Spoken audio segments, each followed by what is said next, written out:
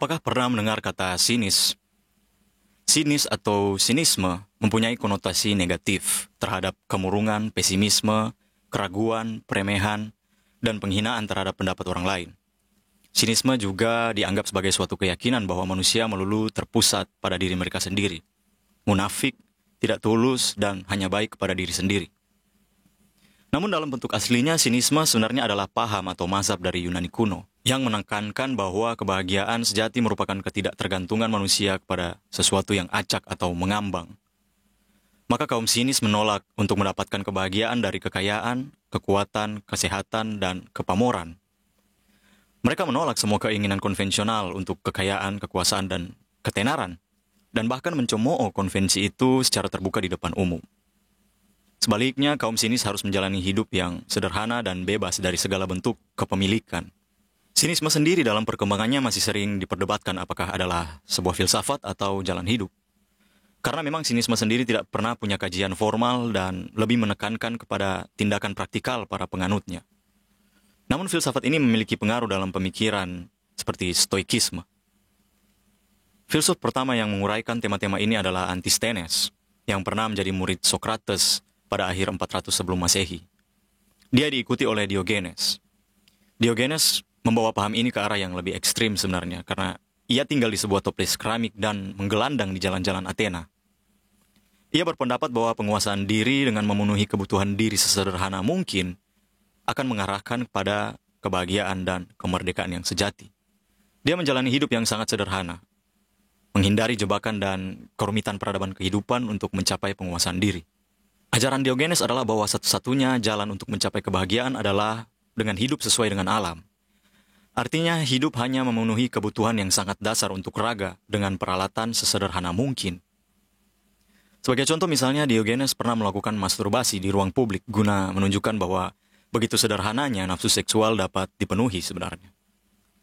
Gaya hidup yang menggelandang Diogenes membuat ia dijuluki si anjing. Kata sinis berasal dari istilah Yunani, yaitu kion yang berarti anjing.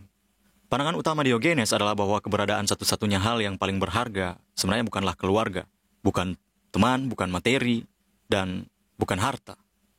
Namun penguasaan terhadap diri sendiri.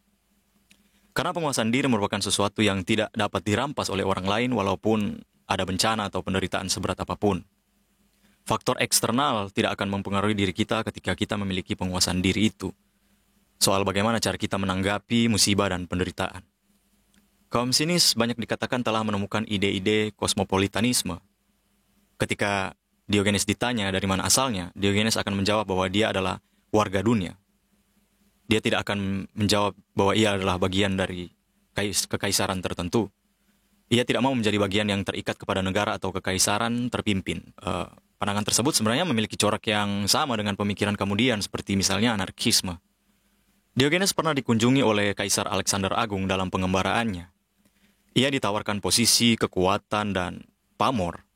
Namun ketika ditanya apa yang diinginkan Diogenes, ia hanya meminta Alexander Agung untuk menghindar dari hadapannya, karena dirinya saat itu sedang menghangatkan tubuh di bawah sinar matahari, dan si kaisar sedang berdiri menghalangi sinar matahari itu. Diogenes ingin dirinya yang paling sederhana hidupnya di antara seluruh masyarakat Athena. Suatu hari, misalnya ia sedang menyusuri pinggiran kota Athena, ia melihat seorang anak gembala sedang minum air sungai dengan tangannya tanpa bantuan cangkir atau mangkok. Saat itu juga Diogenes memecahkan satu-satunya mangkok kayu yang dimilikinya. Sejak saat itu, ia selalu minum dengan menggunakan tangan. Semua ini tidak berarti bahwa seorang sinis akan mundur dari masyarakat. Orang-orang sinis sebenarnya hidup dalam sorotan mata publik namun acuh tak acuh dalam menghadapi penghinaan apapun yang mungkin diakibatkan oleh perilaku mereka yang tidak biasa. Namun filsafat ini tentu saja mempunyai kelemahan pada nilai universal. Jika semua orang menerima gaya hidup Diogenes, runtuhlah ekonomi dan peradaban. Dan sebagai konsekuensinya runtuh pula filsafatnya karena peradaban tempat ia menggantungkan hidupnya dengan menggelandang juga runtuh. Oleh karena itu, filsafat ini bersifat elitis dan tidak universal, atau hanya dapat diikuti oleh kelompok-kelompok tertentu, misalnya gelandangan elit atau gelandangan intelektual.